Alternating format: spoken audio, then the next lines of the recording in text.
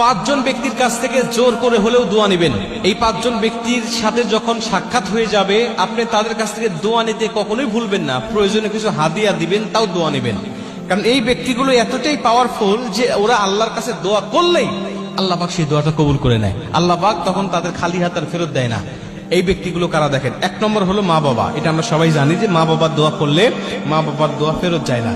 এজন্য মা বাবার কাছে যাবেন, বসবেন, তাদেরকে সন্তুষ্ট রাখবেন এবং মা বাবার কাছে দোয়া চাইতেও হয় না। দেখবেন ওরা অটোমেটিক দোয়া করে। মা বাবা সন্তানের জন্য অটোমেটিক দোয়া করে যদি সন্তানের প্রতি সে সন্তুষ্ট থাকে। এজন্য মা বাবার কাছ থেকে দোয়া নেবেন, প্রয়োজনে তাদের কাছ থেকে চেয়ে চেয়ে দোয়া নেবেন।